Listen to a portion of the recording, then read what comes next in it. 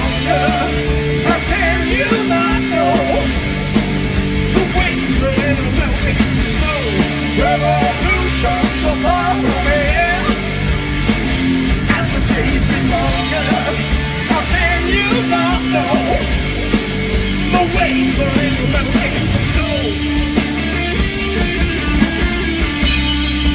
Watching Superskum.com. Here we are, Kelly from FLOTSAM JETSAM. Thank you for letting us bug you with a few questions, man. I appreciate it. It's okay. You're never bugging me, man. It's all good, man. Thank you. We're in the back of the bus. Right before the show, this is your third to last show. Mm-hmm. It was supposed to be your second to last show, according to some posters, but you added the Reno show, I guess. And then basically you're doing a Vegas show after that.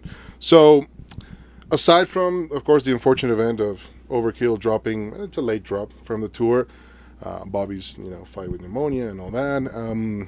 Aside from that, general impressions about the tour so far. What do you think? How do you see the fan reception to the band again touring the U.S.? The fan reception's been really good. Actually, better than expected. We've watching the Facebook, and when people come up, we've had a lot of pledgers, because we did our record through Pledge Music. Mm-hmm.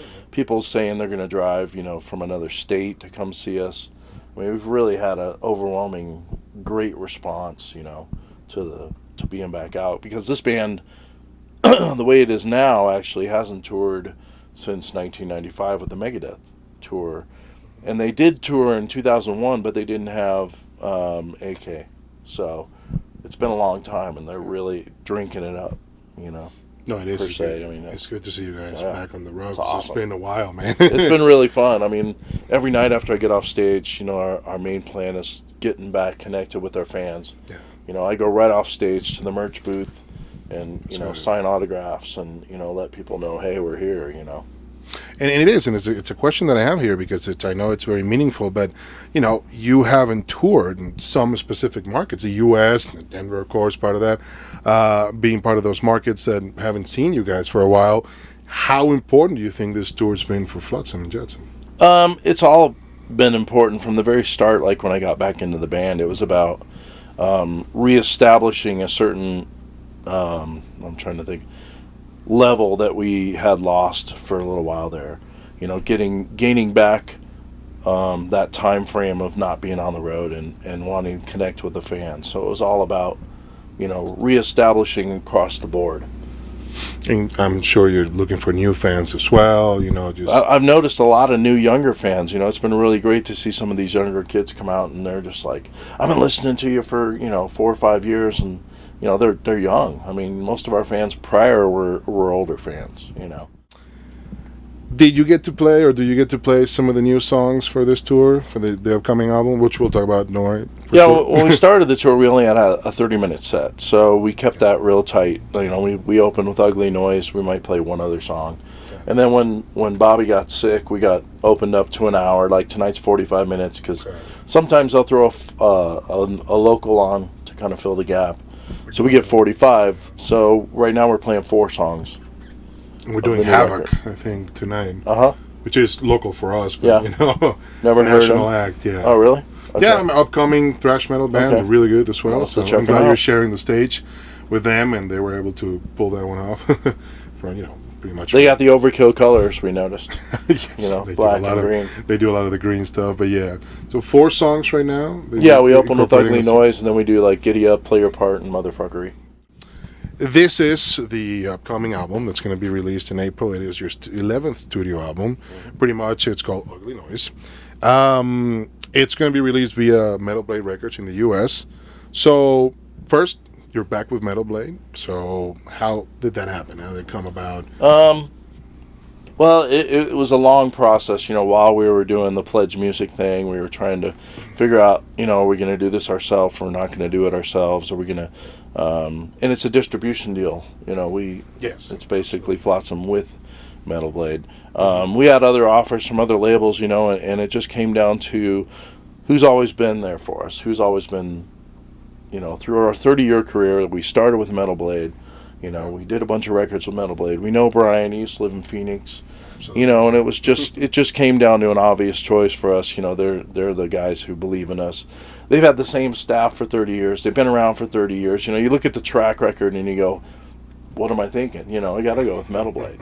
You know, they're good people. They've always been good to us. And are the Metal Blade taking care of the worldwide distribution? Yep, or just they're the US? worldwide. They have it all. Yep. Oh, okay, that's good to hear as well. As far as the new album, you know, what can fans expect? Because when's the release date officially? Because I was able it's to... It's the 16th of April, and so then April the 12th of April for everywhere else. Okay. So United States is the 16th, and worldwide is the 12th. Okay, perfect. So what can fans expect from this new release, this upcoming new release? I think our stuff's matured quite a bit. You know, like we've really honed in on the songwriting process, and we did all of it ourselves, which that's the proudest thing for us. But you know, Flotsam's never been afraid to experiment. We never stay with one vein. You know, we always try to. Each record we're touching something different.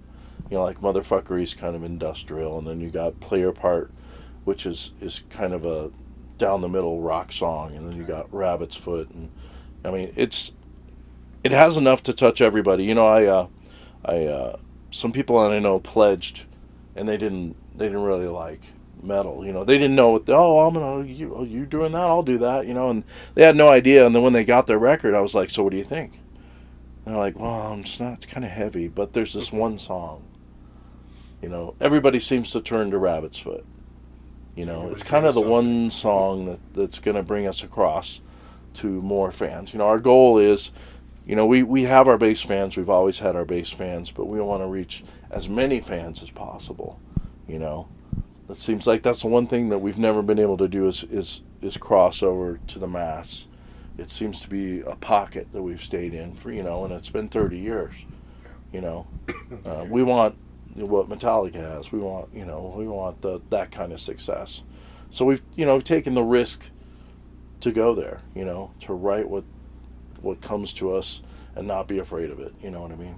So expect a lot of emotion. You know, this record gives me a ton of goosebumps. Even playing Play Your Part on stage every night, I get the goosebumps because I'm just like, wow, this is so killer, you know.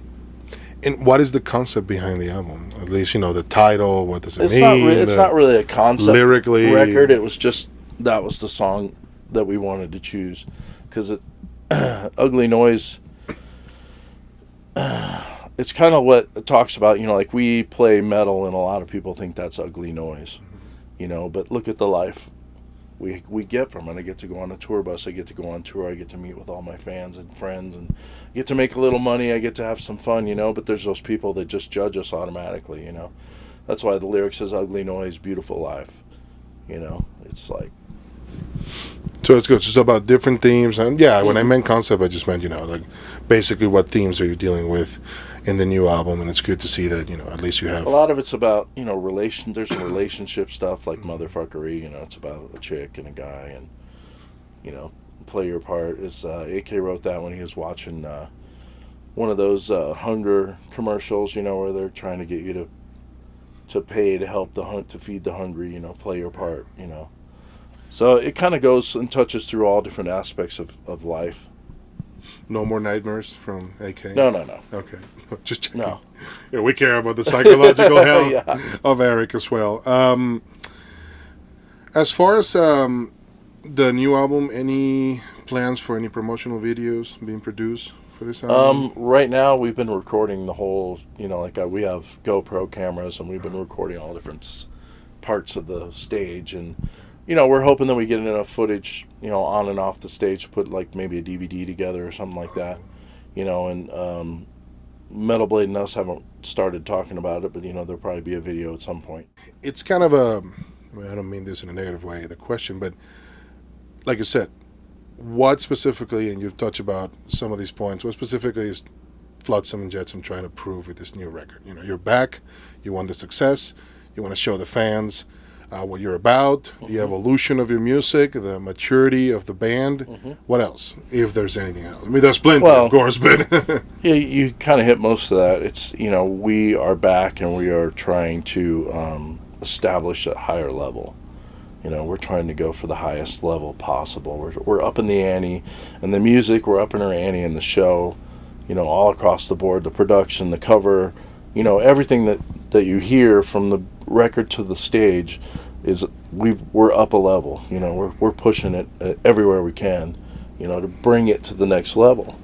Oh, the cover's amazing, by the way. Thanks. The old piano with the keys. Mike found that picture in it, you know, with the intro to Ugly Noise, it fit perfectly. It is. It's a really powerful picture. Had just been put out. It was set on fire. Wow. And, you know.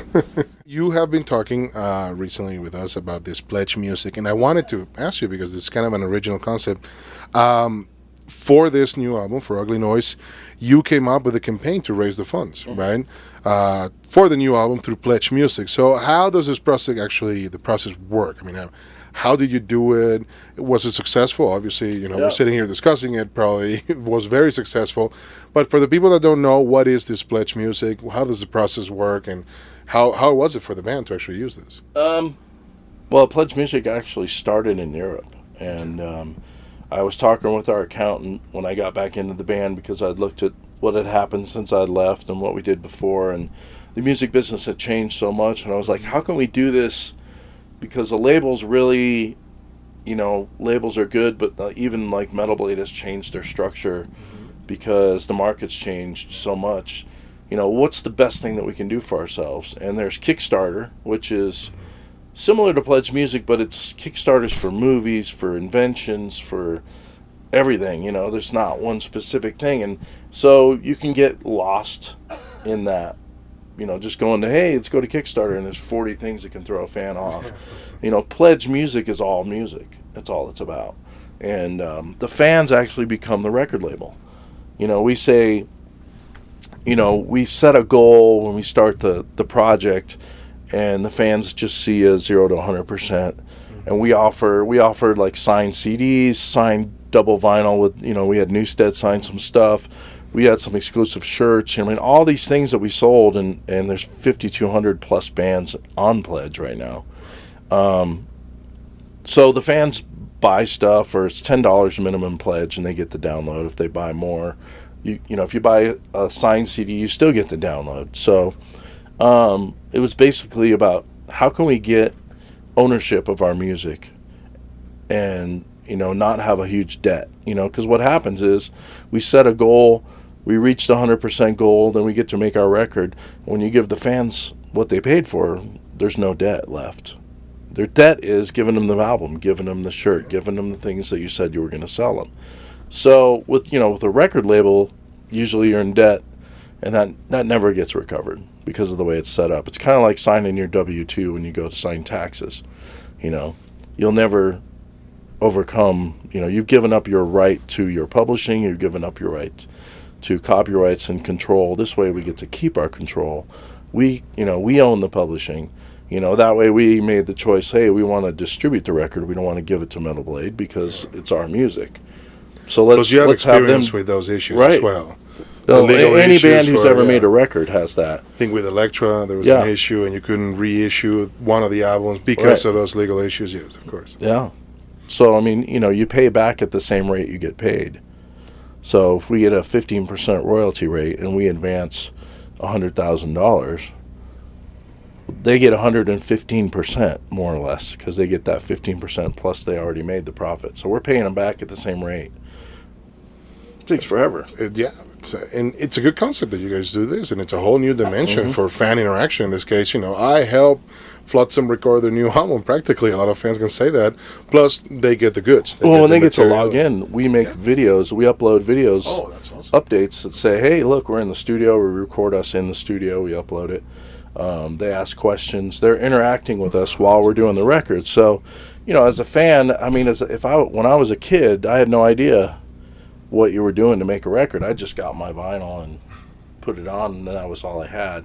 You know, with Pledge Music, they get involved. So it kind of brings the fans into your world, you know, so they get educated. They feel like they're part of the record. We've had so many pledgers show up with their shirts on and, you know, hey, I pledged, you know, and it's a killer, because I just go, thank you, you know, this is because of you, you know. Would you consider repeating this process? Yeah.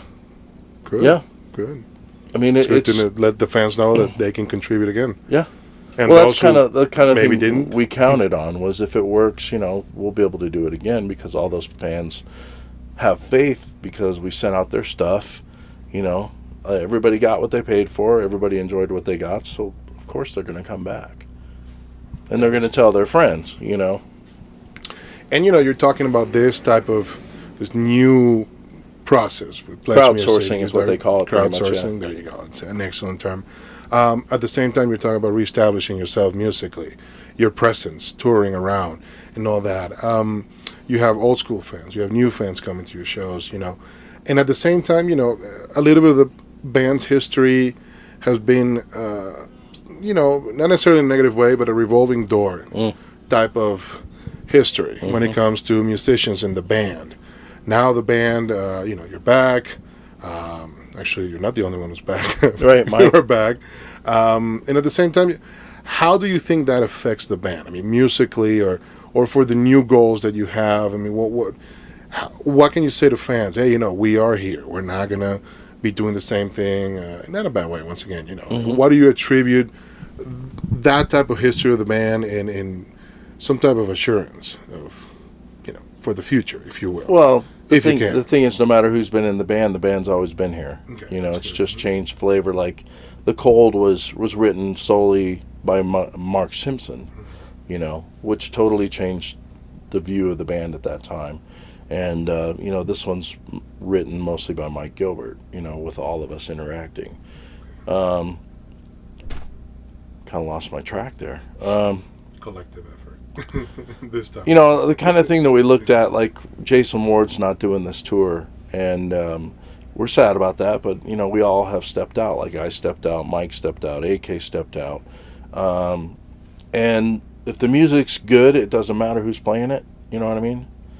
If Flotsam stays true to the sound and the feel that we've always had, it doesn't matter really who's playing it. Other than if you got to have AK, period.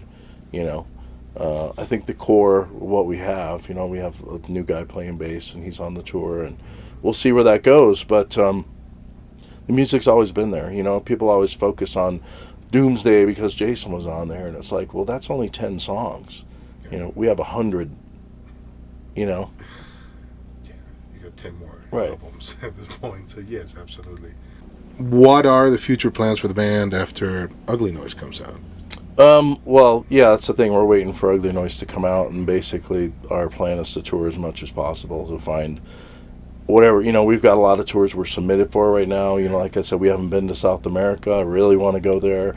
We haven't been to Australia. There's a lot of places that this band has not touched, and I'm pressing the agency that we work with hard.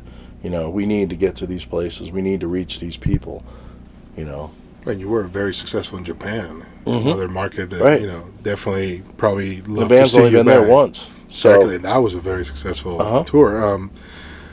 As far as the touring information, anything you can share with us right now? we're doing Warriors of Metal over in it's at the end of June in Ohio. Okay. You can find that on our website, the tour date. We're also doing another festival in Phoenix with the local radio called KUPD U-Fest. Okay. Then we're going to be playing with Stone Sour and Alita's Way. There's a bunch of big bands on that. It's about 15,000 seater. Right now, that's what we have at the moment, but we're looking into other stuff, which I can't really divulge until it's official. But official, yeah, we're hoping to jump on a U.S. tour. Yeah, headlining.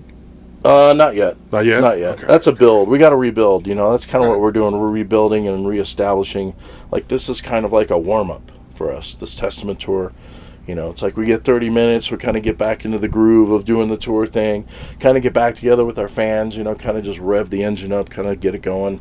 Really good warm-up. We change the oil, We like to end all of our interviews with any last words, put you in the spot, like somebody said that the other day. Put you in the spot, and, any last words for your fans, feel free, go ahead and talk to them. Just get ready for the noise that's coming in 2013. We're planning to reach as many places and as many people as possible, and that's our goal, is to just bring it on, to crush the world, make Flotsam a brand name, not just a band that tours once in a while.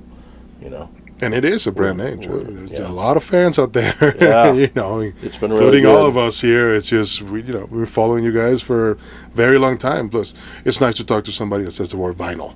Yes, in the interview. It will be coming out on vinyl on Metal Blade too. You know, they're coming back. A lot of people like those again, but it's kind of funny because that's the way it used to be. You get them on vinyl first. So anyway, we're just excited to get back out there and really start getting the train rolling again. Yeah. You know what I mean? Absolutely. It's good for the band. It's good for the fans, and we're happy to hear that. And we wish you all the luck. Thanks. And thank you so much, Kelly, again, giving us a little bit of your time. You buggy over here, and the best of luck. Lots of death.